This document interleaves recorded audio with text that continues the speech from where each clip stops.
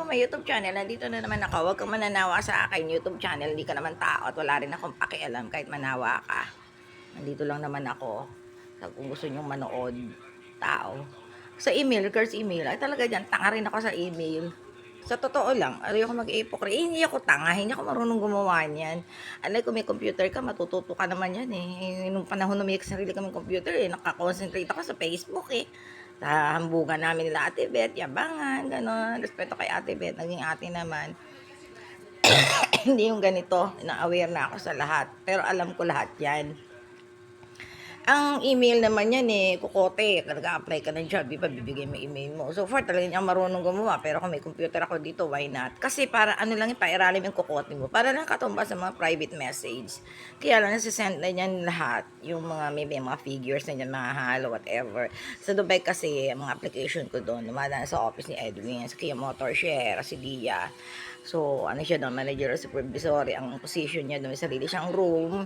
So, may tatawagan ko siya doon, lahat ng mga application ko, especially bago-bago ako doon, lahat ng mga email ko, pina-forward ko sa kanya, ayun, siya yung nagbahala na doon, ganun-ganon.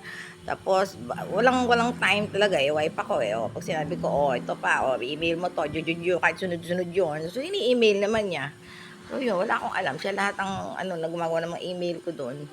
So, pag tinawagan lang ako, ganun, personal, pupunta ako sa work, or kumisan, walk-in lang din ako, bibili ako ng mga newspaper, ganun. At kahit i-share to, nilulusob ko doon, malakas talaga loob ko. Bata pa ako, malakas na loob ko, wag lang magkakasakit, mind, depression. Kahit i-share nyo, natatakot, kasi katwiran ko, kahit ngayon, katwiran is katwiran, lalo na kung wala ka namang motibo sa mga ginagawa ko sa buhay ko, wala akong sinisirang buhay, ganun. Ayun lang, yung regards sa mga email, kung like counter, yan. May tindahan ka, bumili ka na sarili mong counter sa Mark Spencer, mga touchscreen doon, hindi naman talaga naman ng pila, karamihan doon, British.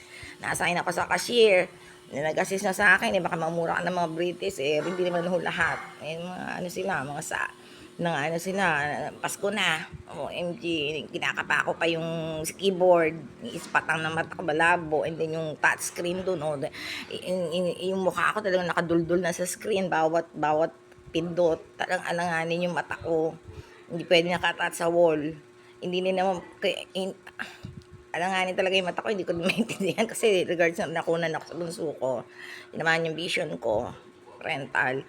Ang wall sa akin ng mga computer hindi pwedeng naka-attach sa wall. Dapat ako ba masusunod sa mga trabaho? OMG. That's all.